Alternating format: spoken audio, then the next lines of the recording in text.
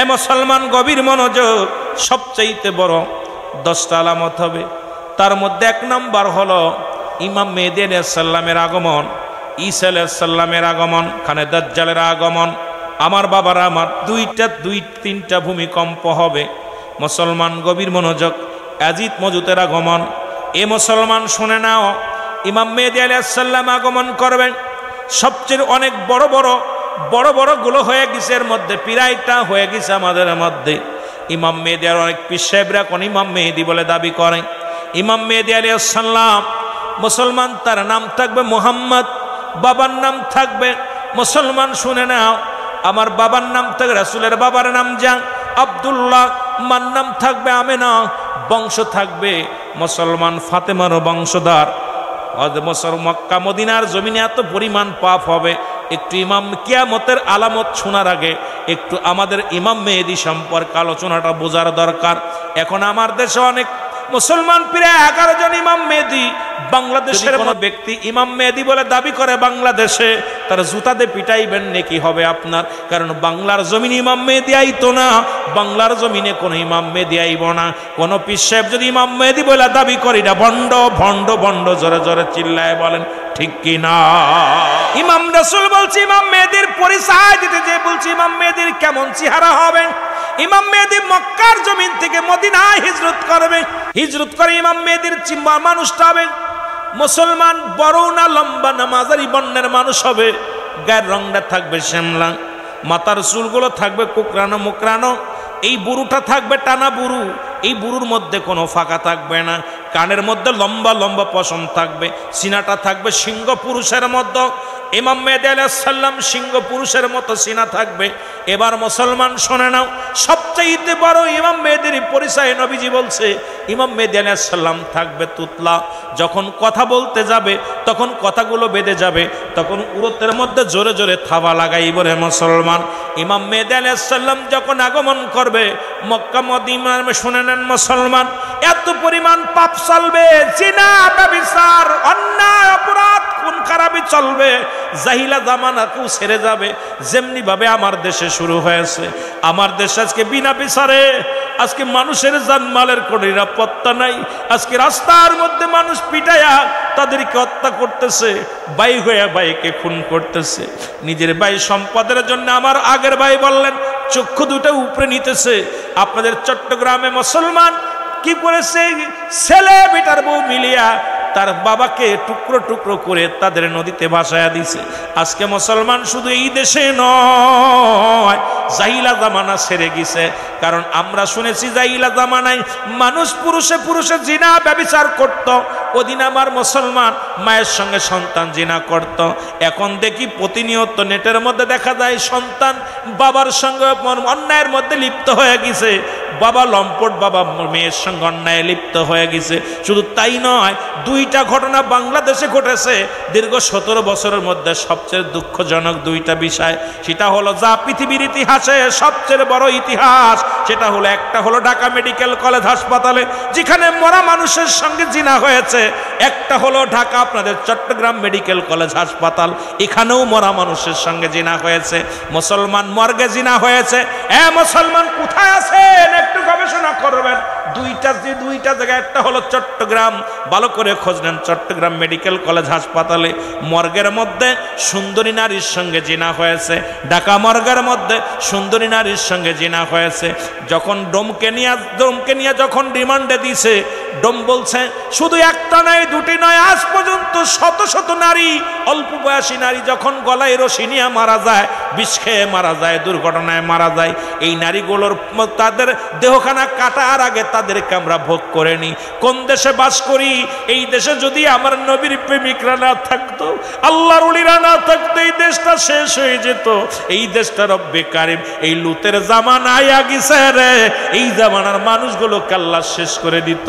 হয়তো আল্লাহর কোন প্রিয় বান্দা, মুসলমান, এমন কোন প্রিয় ব্যক্তি থাকার কারণে রব্বে কারিম আমার আমাদের উপরে সেই বড় গজব দিতেছে না। এইগুলো কি একবার ইতিহাসগুলো দেখো। অযুবক বন্ধুরা, যদি মিথ্যা বলি এখন বিচার করবেন, ভালো করে জেনে নেন যদি মিথ্যা হয় আমাকে যে শাস্তি দিবেন মেনে নিব। মিথ্যা বলার জন্য আসি নাই, মিথ্যা ভুল তথ্য দেওয়ার জন্য এখানে আসি নাই রে মুসলমান। এ আমার ভাইয়েরা আমার, যখন ইমাম মেহেদী আলাইহিস সালাম আগমন করবে বাবারা শুনে নাও, মক্কা মদিনা এত বড় পাপ হবে তার প্রমাণ আর দেখতে বাকি নাই। কারণ আমার মন বলে অতি শীঘ্র দুনিয়া শেষ হয়ে যাবে। কারণ মক্কা মদিনা এখন নারীরা অলরেডি গাড়ি চালানো শুরু করেছে। মক্কা মদিনায় সিনেমার হলের ভিত্তি স্থাপন হয়েছে। শোনো, আর শোনো ভালো করে, কান দিয়া শোনো। যেখানে বাংলাদেশের সিনেমাগুলো বন্ধ হয়ে গেছে, এখন মদিনায় সিনেমা শুরু হয়েছে। মুসলমান শুনে নাও, এবার ওখানে পতিতালয় পর্যন্ত খোলা হয়েছে। এমন হিংসুটে হয়ে গেছে মক্কা মদিনার মানুষ। বাংলাদেশ থেকে কোনো নারী কালো মেয়েও গেলে, সিঙ্গেল গেলে ডবল হয়ে ফিরতেছে। জোরে বলেন ঠিক কিনা? আমার ভাইরা আমার বন্ধুরা, ইমাম মেহেদী আলাইহিস সালাম মক্কা থেকে মদিনার দিকে হিজরত করবেন। তখন মুসলমান শুনে নাও বয়স থাকবে 40। কত বছর? 40 বছরে উনি প্রকাশ পাবে যখন মক্কা থেকে মদিনার দিকে হিজরত করবে। একটা কথা মাঝে আমার বাদ রয়েছে, কথাটা আমার বলতেই হবে। রাসূল বলছে, আমি দেখতেছি অচিরেই পূর্ব দেশ থেকে এক দল আশেক বাইর হবে, তাদের জবানে থাকবে নারায়ে রিসালাত, ইয়া রাসূলুল্লাহ, নারায়ে তাকবীর, আল্লাহু আকবার। এই ধ্বনি দিতে দিতে আমি নবীর রওজা পর্যন্ত তার আগমন করবে। আর আমি রুহুল আমিনের ক্ষুদ্র জ্ঞান বলে সেই আশেকের দল চট্টগ্রামের মানুষের মধ্যে কোনো সন্দেহ নাই। যদি বলি কেন, এটার জন্য আমি শুনে নাও। কারণ বাংলাদেশের পরে আর কোনো মুসলিম কান্ট্রি নাই। আর বাংলাদেশের পূর্বাঞ্চলের মানুষ হলো চট্টগ্রামের বিভাগের মানুষ। এই মানুষের অন্তরে যত নবীর প্রেম আছে, বাংলাদেশের অন্য প্রান্তের মানুষের দিলে নবীর প্রেম এত পরিমাণ নাই। জোরে বলেন ঠিক কিনা? আমার ভাইরা আমার বন্ধুরা, মুসা আলাইহিস সালামের কথা বলতেছিলাম। বুড়ি ডাক দেখায়, বাবা মুসা রে, তুমি যাও মাওলার দরবারে জিয়াদ কোথায় দিদারের জন্য, তোমার কাছে একটা কথা বইলা যায়। ও বাবা মুসা, তুমি তোমার মাওলারে বলবানি আমারে কেন গরিব বানাইলো? করে কি কাজ করলে ধনী হওয়া যায়? তোমার মাওলারে জিগায়া এবানি রে মুসা। মুসা কয়, তোমার নালিশটা নিলাম। এরপরে আরেকটা লোকটা দেখে তাকে এক ধনী, কোন মুসারে কই যাও? কয় মাওলার সঙ্গে দিদারে যায়। মুসারে আমার একটা নালিশ নিবানি। কয় বলো কি নিব? কয় নালিশটা হলো আল্লাহ এত ধন সম্পদ দিছে, এই সম্পদ কেমনে কমবে এইটা মাওলার কাছে জেনে আসবা। আমার এত সম্পদের দরকার নাই, কি কাজ করলে আমার সম্পদ কমে যাবে এইটা তোমার মাওলারে জেনে আসবানি। কয় নিলাম তোমার নালিশ। এরপরে আর একজন হাত নাই পা নাই বসে আছে, গোড়াগড়ি করে। ডাক দে বলে, নবী মুসা রে, তুমি কই যাও? কয় মাওলার কাছে যাইতেছি দিদারের জন্যে। কয় মুসা রে, তুমি যখন মাওলার কাছে যাবা আমার একটা নালিশ নিয়ে যাও। নালিশটা হলো আমার মাওলারে জিগাইবা, আমার তো হাত নাই পা নাই, আমারে কেন বানাইলো, আমার দ্বারা কি কাজ করব, আমার দে কোনো কাজে লাগবে নি, আমার কোনো কাজে লাগবে নি, এইটা তোমার মাওলারে জিগাইয়া আসবানি। এরে মুসা নবী চলে গেলেন মাওলার সঙ্গে দিদারের। 3টা নালিশ রব্বে কারিমের কাছে বলে, রব্বে কারিম, এই 3টা নালিশ আমি 3টা প্রশ্ন আপনার কাছে করতে চাই। 1 নাম্বার, একজন গরিব মানুষ, সে বলছে কেমনে সে ধনী হবে। আমার রব্বে কারিম কয়, মুসারে যা বলবা বুড়ি মারে সেজন্য বেশি বেশি আমার শুকরিয়া আদায় করে, বেশি বেশি যেন আলহামদুলিল্লাহ বলে। দেখবা আল্লাহ পা আমি আল্লাহ রব্বুল আলামিন তার ধন ভান্ডারের মালিক বানায়া দিব। জোরে বলেন মারহাবা। 2 নাম্বার, ওই বেটারে যা বলবা ধন সম্পদ কমবে কেমনে, যা বলবা সেজন্য কোনো সময় আলহামদুলিল্লাহ না বলে, শুকরিয়া আদায় না করে। আমার শুকরিয়া আদায় না করলে দিনে দিনে ধন সম্পদ সব কমে যাবে। মুসা নবী কয়, যাই না গেলাম 2 নাম্বার উত্তর। 3 নাম্বার, ওই যে প্রতিবন্ধী মানুষটারে কেন বানাইলা এটা আমি জানতে চাই রে আল্লাহ। আমার আল্লাহ কয়, মুসা রে, ওই প্রতিবন্ধীরারে বানাইছি আমি জাহান্নামের মধ্যে কিছু ছিদ্রা থাকবে, ওই ছিদ্রাগুলো বন্ধ করার জন্য ওরে বানাইছি। জোরে জোরে চিল্লায় বলা যাবেন আল্লাহু আকবার। মুসা নবীর মনটা খারাপ, আল্লাহ তুমি একেতে তার পাও দাও নাই, হাত দাও নাই, এই লোকটা বড় অসহায়, এই লোকটারে তুমি জাহান্নামের ছিদ্রা বন্ধ করবা। এই কথা যদি এই লোকটারে বলি, এই লোকটা তো বড় কষ্ট পাবে। মুসা নবী দিদার করে চলে আসলেন, ধনীর সঙ্গে দেখা, ধনীরে ডাক দেখায়, ধনী রে, ধনী কয় নবী মুসা কি উত্তরে দিল তোমার মাওলা আমারে বলো। কয় উত্তরটা পাইলাম, শুনে নাও। আমার আল্লাহ বলেছে রে তুমি আজ থেকে শুকরিয়া আদায় করবা না রব্বে কারিমের, দেখবা তোমার মালামাল কমে যাবে। ধনীক ডাক দেখায় নবী মুসা রে, ধন সম্পদের পাহাড় যদি আরো দ্বিগুণ বেড়ে যায় আমি আমার মাওলার শুকরিয়া ছাড়তে পারবো না, যে রব্বে কারিমের কাছে ফিরে যেতে হবে সেই রব্বে কারিমের শুকরিয়া ছাড়া আমি কেমনে করে বাঁচবো রে মুসা। এরে জোরে জোরে শুকরিয়া আদায় করে আলহামদুলিল্লাহ, আরো দ্বিগুণ সম্পদ বেড়ে গেছে, জোরে জোরে বলেন মারহাবা। মহিলার সঙ্গে দেখা, ডাক দেখায় নবী মুসা তোমার রব্বে কারিম কি বলেছে বলো। ডাক দে বলে নবী মুসা তোমার রব্বে কারিম কি বলেছে বলো। বলে না মহিলা শোনো, আমার আল্লাহ বলেছে তুমি বেশি বেশি শুকরিয়া আদায় করবা, আলহামদুলিল্লাহ বলবা। তোর আল্লাহ আমারে কি দেশে যে এত শুকরিয়া আদায় করবো? তোর আল্লাহ তো আমার বানাইছে গরিব মানুষের কাছে চেয়ে চিনতে খায়, আবার শুকরিয়া কিসের করতাম? সঙ্গে সঙ্গে বিশাল একটা তুফান আছে, মহিলার থাকার ঘরটা ভেঙে গেছে, সব একদম লন্ডভন্ড হয়ে গেছে। নবী মুসার কদমের মধ্যে পড়ে মহিলা কো নবী মুসা আমার ভুল হয়ে গেছে, বুঝতে পেরেছি। ওরে একটা ভুলের কারণে রব্বে কারিম এতদিন তো মানুষের কাছে চেয়ে চিনতে খাইতাম, রাত্রেবেলা ঘরে মাথা দিতাম, সেটাও রব্বে কারিম কেড়ে নিছে। আমি শুকরিয়া আদায় করি, আল্লাহ গাছতলা রাখলেও শুকরিয়া আলহামদুলিল্লাহ। সঙ্গে সঙ্গে আল্লাহ তার দরিদ্রতার খাতা থেকে নাম কেটে দিছে, জোরে জোরে চিল্লায় বলা যাবে না মারহাবা।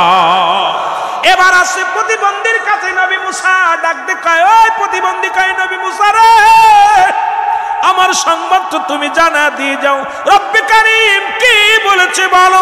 মুসা নবী চোখের পানি ছেড়ে কান্দে, কয় প্রতিবন্ধী রে আমার রব্বে কারিম যা বলেছে তুমি শুনতে চাওনি? কয় হ বলো। বলো।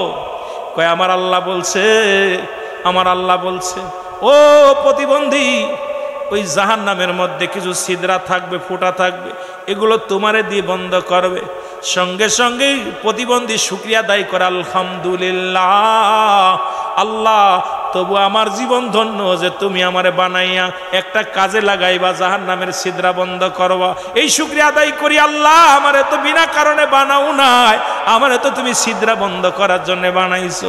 আমার আল্লাহ ডাক দে কয় মুসা রে আমি সহ্য করতে পারছি না, ওরে আমার পাগলের হাত নাই, আমার পাগলের পা নাই, ওই পাগলটা আমার এত ভালোবাসে রে, আমি আল্লাহ জান্নাতের 8টা জান্নাতের দরজা খুলে দিলাম পাগলের জন্য।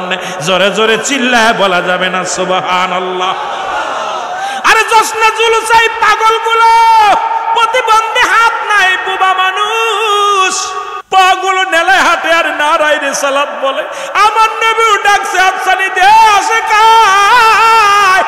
কত ভালো মানুষ আমারে ভালোবাসতে পারে না, কত টাকাওয়ালা, কত দাড়িওয়ালা, টুপিওয়ালা, আমি নবীরে ভালোবাসতে পারে নাই।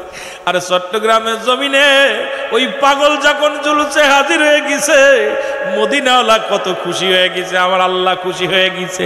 আর আল্লাহ যারে ভালোবাসে এই দুনিয়ার মধ্যে তার কোনো তুলনা হয় না। জোরে জোরে চিল্লায় বলা যাবে না মারহাবা।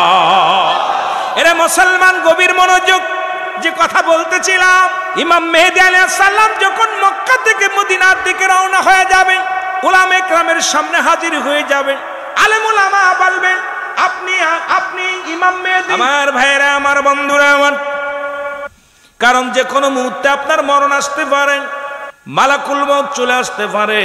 পৃথিবীর মধ্যে আসার একটা সিরিয়াল আছে, যার কোনো সিরিয়াল নাই।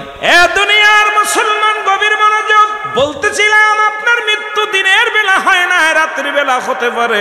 রাতের শুরু হলো মুসলমান মাগরিব, 3 বান্দারে সারাদিন তুমি কর্ম করলা, 2-3 রাকাত ফরজ নামাজ তুমি আদায় করলাম, সঙ্গে সঙ্গে তুমি হয়ে গেল আমার আল্লাহর গোলাম। এবার 2 রাকাত সুন্নাত নামাজ তুমি আদায় করলা, সঙ্গে সঙ্গে তুমি হয়ে গেলে আমার নবীর প্রেমিক। রাতের মধ্যে যদি তোমার মরণ হয়, তোমার মৃত্যুটা হবে আমার আল্লাহর গোলাম, আমার নবীর প্রেমিক। জোরে জোরে চিল্লায় বলেন মারহাবা। রব্বুল আলামিন ডাকতে বলে, বান্দা শোনো, এই পৃথিবীর মধ্যে যা কিছু আছে আমি রব্বে কারীম সব কিছু চূর্ণ বিচ্ছিন্ন করে দিব। এই জমিনটা থাকবে না, আসমান থাকবে না, মানব থাকবে না, দানব থাকবে না। যেদিন কিচ্ছু বলতে কিচ্ছু থাকবে না, মাটিগুলো পুড়ে হবে তামা, মাটিগুলো পুড়ে হবে তামা। মাটির উপরে পানি, 3 ভাগ পানি 1 ভাগ মাটি।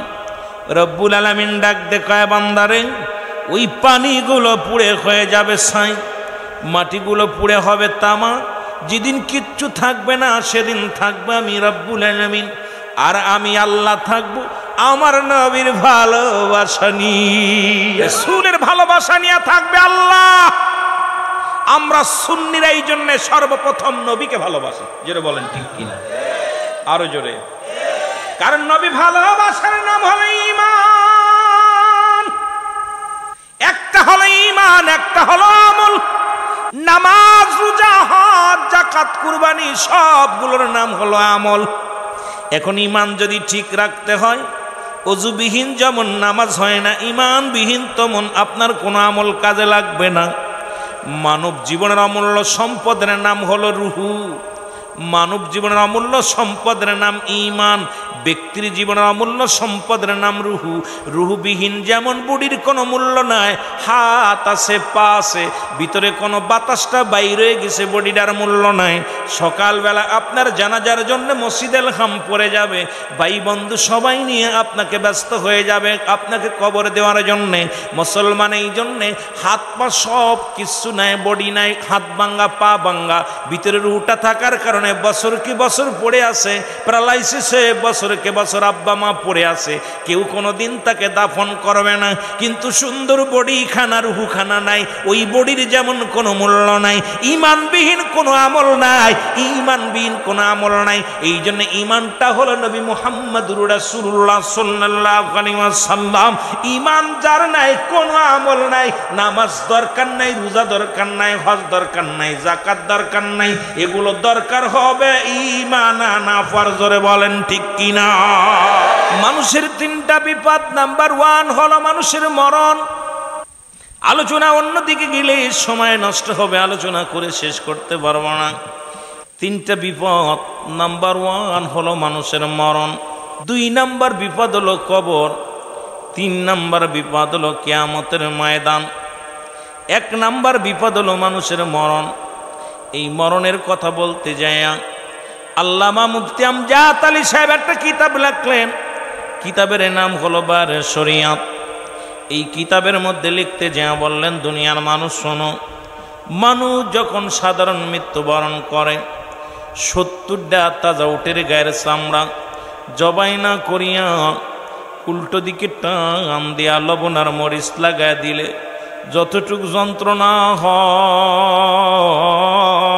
হয়, এর চাইতে 70 গুণ যন্ত্রণা হলো একটা সাধারণ মৃত্যু। এখন যাদের কঠিন মৃত্যু হয়, তাদের মৃত্যুটা কত কঠিন হয় রে মুসলমান। এ দুনিয়ার মুসলমান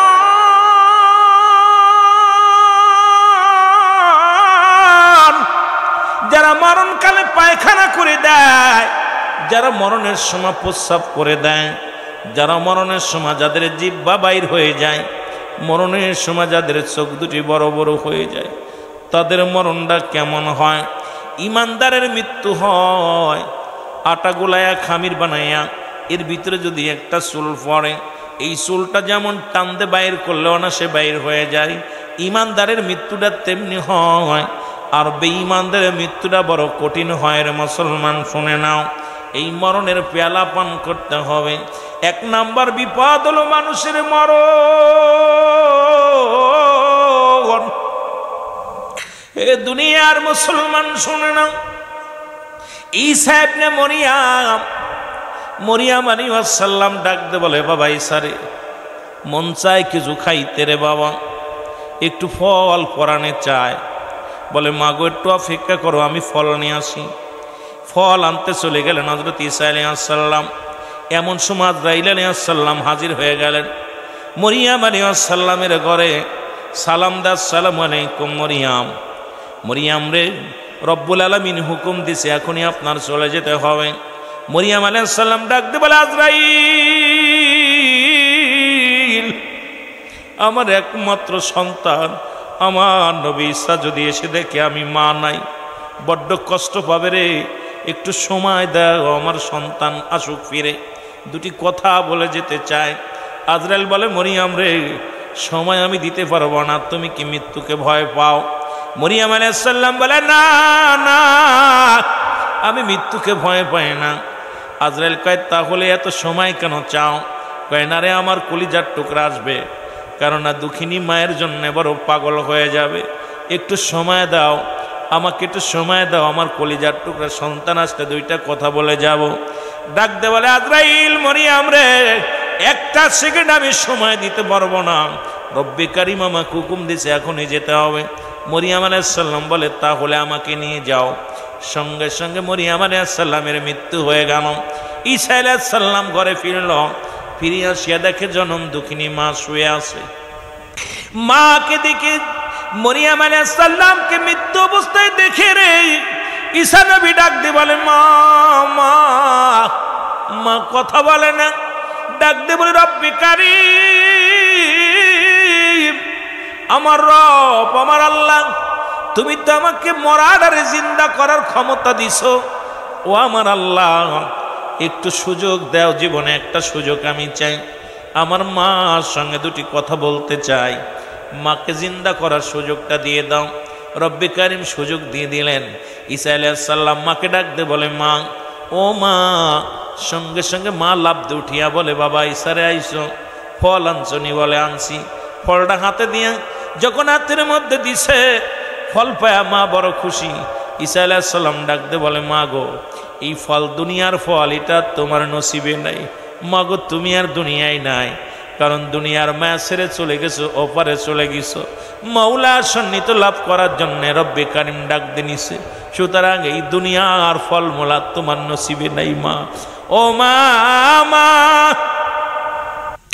ঈসা আলাইহিস সালাম ডাক দিয়ে বলে, মা মা গো, আমি জানতে চাই আজরাইল তোমার সাথে কি রূপ ব্যবহার করেছে। মরিয়াম আলাইহিস সালাম ডাক দিয়ে কয়, বাবা ঈসা রে, আমার মন বলেছে, আমার গায়ের মধ্যে এত যন্ত্রণা, এত কষ্ট আমি জীবনে কোনোদিন পাই নাই। বাবারে, তোরে দুনিয়ার মধ্যে আগমন করার সময় আমি এত কষ্ট অনুভব করি নাই, পৃথিবীর এত কষ্ট, মৃত্যু আমি আগে বুঝতে পারি নাই। আল্লাহ আজরাইল রে, তাড়াতাড়ি যাও, মরিয়ামকে বোঝো, মরিয়ামের সন্তান ঈসারে জানায় আসো, তার মার জানটা কেমন বাইর করছো, কেমনের উটা বাইর করেছ। আরে মরিয়াম আলাইহিস সালামের সামনে আজরাইল আলাইহিস সালাম হাজির। সালাম দা, আসসালামু আলাইকুম, হে আল্লাহর নবী ঈসা। বলে, ওয়ালাইকুম আসসালাম। আজরাইল রে, আগে জানতে চাই আমার মার রূহটা তুমি কেমনে বাইর করছো। আজরাইল বলে, নবী গো, আপনি, আমি এমন দানব, আকাশে থাকে আমার মাথা, জমিনের মধ্যে থাকে আমার পা, পৃথিবীর সব মানুষের জান কবজ করার জন্য আমি দুনিয়া আসি না, একমাত্র ঈমানদারের রূহটা বাইর করার জন্য আমি জগতের মধ্যে আসি। আপনার মায়ের রূহটা বাইর করেছি, শুধু মাথার মধ্যে হাতটা বুলাই আসি, কোনো কষ্ট দিই নাই। আরে পৃথিবীর মধ্যে মায়ের বুকে দুধ খাইতে খাইতে সন্তান যেমনি ঘুমায়া যায়, আপনার মায়ের রূহটা আমি এমনি বাইর করেছি। মরিয়াম আলাইহিস সালাম ডাক দিয়ে বলে, বাবা ঈসা রে, আরে এই মৃত্যু যদি এত কঠিন হয় রে, আরে এই মৃত্যু যদি এত কঠিন হয়, যারা মরণের সময় পায়খানা করে দিবে, প্রস্রাব করে দিবে, মরণের সময় যারা মুসলমান জিহ্বা বাইর হয়ে যাবে, চক্ষু দুটি বড় বড় হয়ে যাবে, তাদের মরণটা কত কঠিন হবে, জোরে জোরে চিল্লায় বলা যাবে না আল্লাহু আকবার। এ দুনিয়ার মুসলমান,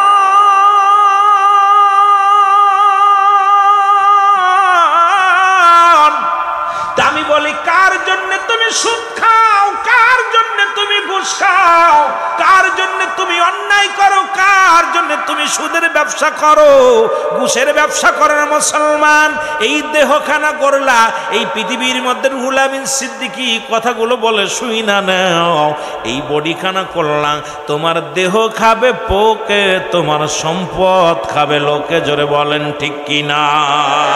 এই সম্পদ রেখে আলেন। আজকে যে বাড়িতে আমরা বিশ্রাম নিলাম, 7টা ভাই একত্রিত আছে, সুন্দর বাড়ি করেছে রে মুসলমান। ওই বাড়ির মধ্যে যদি একটা টাকা যদি হারাম ঢুইকা যায়, সবই বরবাদ। যদি হালাল ঢোকে তো বালা। এই দুনিয়ায় বাড়ি থাকবে, গাড়ি থাকবে, ওরে মুসলমান 7 ভাইয়ের 1 ভাই থাকবে না, ওর বাবাও নাই, দাদাও নাই, এইরকম বাস্তেরাও থাকবে না, চাচারাও থাকবে না। কখন যেন আমি আপনি দুনিয়া থেকে চলে যাব। এই দুনিয়ার মধ্যে সম্পদ পরে থাকবে, সম্পদ খাবে লোকে, তোমার দেহখানা খাবে পোকে। যার জন্য তুমি সুদ খাইলা, ঘুষ খাইলা গো, কার জন্য তুমি ঘুষ খাও, কার জন্য তুমি সুদ খাও? যে নারীর জন্য তুমি তোমার বিবিরে সুখে রাখার জন্য দুনিয়ার মধ্যে ঘুষের কারবার করলা, তোমার বিবিরে খুশি করার জন্য দুনিয়ার মধ্যে কতই না সুদ নিলা, তোমার সন্তানের সুখী রাখার জন্য ঘুষ খাইলা, এই দুনিয়ার সম্পদের পাহাড়ে গড়লা, কিচ্ছু বলতে কিচ্ছু থাকবে না। যখন রব্বে কারিম ডাক দিবে সব পরে থাকবে। ফিরাউন, নমরুদ, কারুন যারা খোদাই দাবি করেছিল তারাও দুনিয়ার মধ্যে নাই। পৃথিবীর মধ্যে 4 জন ব্যক্তি প্রতাপশালী বাদশা ছিল, তাদের কল্লা নিয়ে গেছে মুসলমানদের মধ্যে 2 জন। একজনের নাম হলো মুসলমান হযরত সুলাইমান আলাইহিস সালাম, যাকে আল্লাহ অর্ধ পৃথিবীর খলিফা বানায়া দিয়েছিল। এই পৃথিবীর অর্ধেক পৃথিবীর মালিক তারে আমার আল্লাহ বানায়া দিয়েছিল। ওরে মুসলমানদের মধ্যে একটা কি দান করেছিল? তাকে একখানা কুরসি দান করেছিল। আমাদের গাড়ি চলতে পেট্রোল লাগে, ডিজেল লাগে, ড্রাইভার লাগে। সুলাইমান পয়গম্বরের পাখা লাগতো না মুসলমান, ড্রাইভার লাগতো না, হাওয়া লাগতো না মুসলমান, শুই না লাও। এই কুরসিদারে বলতো যার সঙ্গে সঙ্গে রওনা হয়ে যেত।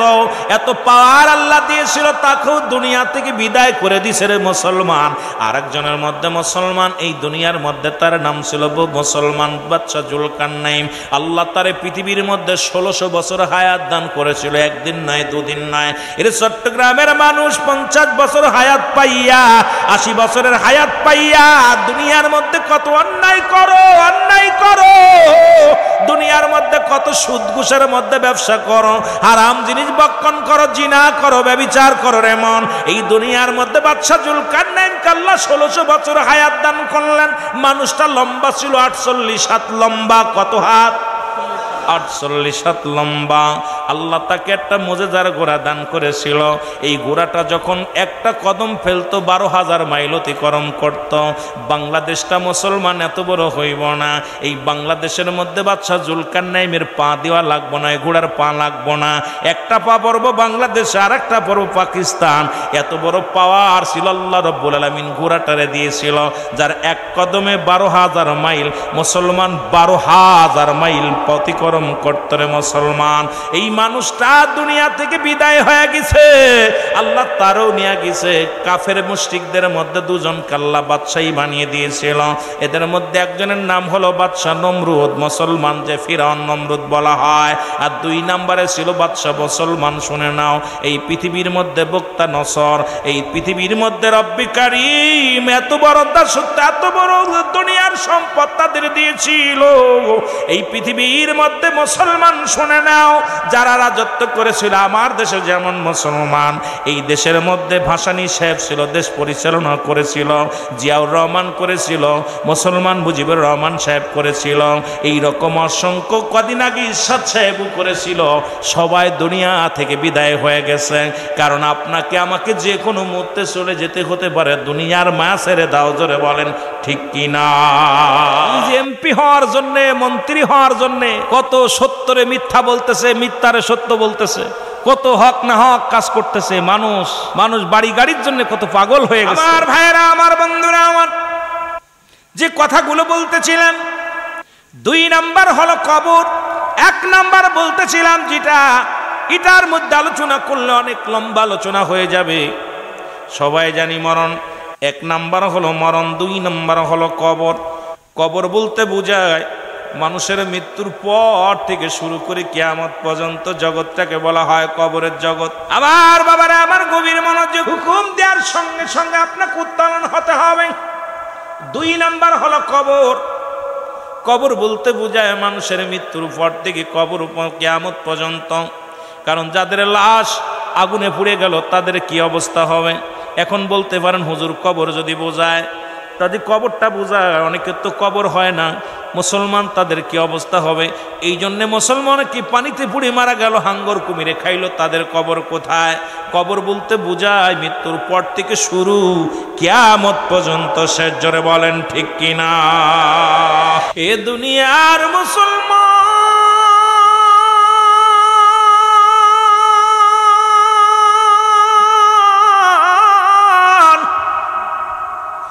আর এই কবরে যেদিন শুয়াইবে সর্বপ্রথম একজন ফেরেশতা আসবে, নাম তার জানা আসেনি। ফেরেশতার নাম হলো নুমান ফেরেশতা। জোরে বলেন মারহাবা। সবাই বলে কবরে শুয়াইলে মনকার নেকির আইব। বাবার আইব শুই নালান ইমানদারেরা, সুন্নি ভাইয়েরা আমার, যেদিন মারা যাবেন আমি অনেক আলোচনা, গোসল করানো, দাপন করানো, কাপন পরানো, জানাজা পড়ানো, এগুলোর মধ্যে থাকলে আপনাদের সময় নষ্ট হবে। মূল কথাগুলো আমি আপনাদের জানায়া দিয়ে যাই। কবরে যেদিন শোয়া দিবেন সর্বপ্রথম একজন ফেরেশতা আসবে, তার নাম হলো নোমান ফেরেশতা। কবরে ঢুকে যান, আপনাকে জিগাইব রে বান্দা, উঠাইব, উঠায় বলবে বান্দারে এই নাও 2টা কাগজ। একটা কাগজ থাকবে তোমার নেক আমল, একটা থাকবে বদ আমল। ডাক দিয়ে বলবে বান্দারে এইটা নেও, তুমি লিখে দাও তাড়াতাড়ি, যার আমল নামা তাড়াতাড়ি লেখা লাগবে। আমরা সবাই মনি কেরামন কাতিবিন যা লেখে রাখছে আপনার আমার জিন্দেগি সুন্নি ভাইয়েরা, মনে করেন আপনার জন্য একজন কর্মচারী মুসলমান, একজন কিরানি আছে। নারে বাজান না, যার আমল নামা তাড়াতাড়ি লেখা লাগবে রে মুসলমান। ডাক দে বলো ফেরেশতাই না, ভালো কাগজটা হাতের মধ্যে সর্বপ্রথম দিবেন, বান্দা লিখে দাও। বলবে আমি লিখতে জানি না, লিখবো কেমন করে? কয় তাড়াতাড়ি লিখে দাও। বলে লিখবো, আমার কাছে তো কোনো মুসলমান কলম নাই। ফেরেশতা বলবে নোমান ফেরেশতা ডাক দে বলো বান্দা শুনে নাও, কলম তোমার ডান হাতের শাহাদত আঙ্গুল মুবারক। এরে মুসলমান, প্রতিটা বান্দার যে নখ আঙ্গুল দিয়া নবীজি আমার শাহাদত আঙ্গুল মুবারক দিয়া চন্দ্রটাকে দ্বিখণ্ডিত করেছিল, এই আঙ্গুলের বড় দাম। আমার দেশের মৌলবীরা এই আঙ্গুলে চুন খায়, আমি করে মৌলবী বড়া পড়া মৌলবী সাপ। আঙ্গুলের দাম জানিস না, কারণ হাতের মধ্যে একটা নখের এত বড় দাম, কারণ এই আঙ্গুলটার বড় মূল্য, বড় দাম। এটা তোর কবরের ভিতরে কলম হবে। আর এই নখ দিয়া রব্বুল আলামিনের হাবিব, আমার আপনার হাবিব রাহমাতাল লিল আলামিন চন্দ্রকে দ্বিখণ্ডিত করেছিল। সেই হাতটা তোমার চুন খাওয়ার জন্য নয়। জোরে জোরে চিল্লায় বলা যাবে না ঠিক কিনা? এর বাড্ডান্দার হাত পায়ে হলো, এইটা হলো আঙ্গুলটা হবে মুসলমান আপনার কলম। এই হাত দিয়ে কত সুদের টাকা ধরো, ঘুষের টাকা ধরো, এই হাত দিয়ে জুয়ায় টাকা লাগাও, এই হাত দিয়ে কত অন্যায় করে বান্দা, এই হাতটারে পবিত্র রাখো। এই হাতের আঙ্গুল মারুক হবে কলম। বান্দা বলবে আমি কলম পাইলাম, কয়লা কয় আমি এখন কি পাবো কোথায়? কলমে তো কালি নাই। বান্দারে কালি তোমার মুখের থুতু মুবারক। আরে যে থুতু মুবারক দিয়া নবীজি হযরত আবু বকর সিদ্দিক রাদিয়াল্লাহু তাআলা আনহুর পায়ের মধ্যে সাপে দংশন করেছিল, থুতু মুবারক দিয়া সাপের বিষ পানি করেছিল। নবীজির ঘাম মুবারক সাহাবীরা কত আদর করে নিয়েছিল। আরে নবীর শান কি করে বলবো রে বাবা। নবীর সাহাবীরা নবীজির জন্য কত পাগল ছিল। নবীজির পায়খানা মুবারক জমিন হাঁ করে খেয়ে ফেলেছিল। নবীজির প্রস্রাব মুবারক উম্মে ঈমান পান করেছিল। আরে মুসলমান, দুনিয়ার মুসলমান শোনো, সেই নবীর সঙ্গে মেশাল আমি কেমনে করে দিব? পৃথিবীর মধ্যে নবীর সঙ্গে কোনো মেশাল চলে না। কারণ দুনিয়ার মধ্যে নবী আসছেন, নবী নবী কয় হায়াতি খায়রুল লাকুম, আমার হায়াতের জিন্দেগিটা আমার উম্মাতের জন্য কল্যাণ স্বরূপ। সেই উম্মাত হইয়া নবীর সঙ্গে মেশাল দেব কেমনে করে? কারণ নবীর সনে কোনো মেশাল চলে না। আমরা হইলাম গোনামার্কা মানুষ, নবীরা হলো মাসুমের মাসুম, নবীরা হলো গোনা থেকে মুক্ত, আমরা গুনাই যুক্ত। আর এই গুনাই যুক্ত মৌলবী যদি কয় নবী আমগার মতো মানুষ, আমরা মেনে নিতে পারি না। জোরে জোরে চিল্লায় বলেন ঠিক কিনা? এরে মুসলমান শোনো, এই মুখের মধ্যে কেমনে তুমি বিড়ি টান দাও গো? এই মুখের মধ্যে কেমনে তুমি গাঁজা খাও? এই মুখ দিয়ে কেমনে তুমি গালি দাও? এই মুখটা দিয়া কেমনে তুমি আবা খাও? এই মুখ দিয়ে তুমি কেমনে ফাইসা কথা বলো? মুখের থুতু মুবারক হবে তোমার কালি। যদি কালি নষ্ট হয়ে যায় কলম চলে না, কলম বাতিল হয়ে যায়। এই জন্য কালিটারে সুন্দর রাখার জন্য মুখটারে পবিত্র রাখার দরকার আছে কি না? এই রাসূল বলছে দুইটা জিনিস যে ব্যক্তি আমার কাছে দাবিনদার হইল, ওয়াদাবদ্ধ করল, আমি নবী তার হাত ধরে জান্নাতে নিব। তার মধ্যে এক নম্বরে হলো দুগালের মধ্যে বস্তু যেটা জিহ্বা, এটারে কন্ট্রোল রাখার জন্য নবী আদেশ দিয়েছেন। আর দু পায়ের মধ্যে বস্তু যেটা লজ্জা স্থান রে মুসলমান, এই দুইটা যে ব্যক্তি হেফাজত করতে পারবে, রাসূলুল্লাহ তার হাত ধরে জান্নাতে নিয়ে যাবে। এই দুইটা আমাদের একটা যদি হেফাজত হয় আর একটা নাই। এখন মিথ্যার কারখানা হয়েছে আমার মুখটা, আমার আপনার মুখখানা। আজ থেকে প্রতিজ্ঞা করব রব্বে কারীম,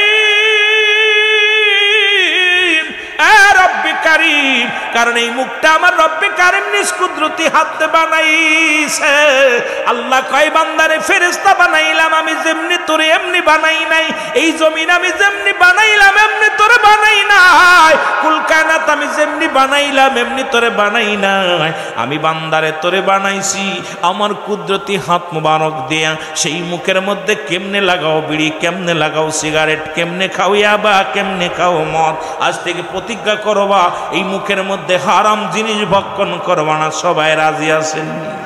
এবার বান্দা বলবে আমি অন্যায় করি না, চিৎকার মেরে কানবে। ফেরেশতারা কয় চলবে না, কোনো চলছতি চলবে না। তুমি যা যা করেছো তোমার জিন্দেগি 80 বছর 60 বছরের জিন্দেগি সব লিখে রাখছে। দুজন ফেরেশতা রব্বুল আলামিন দিয়েছিল তোমার কাছে।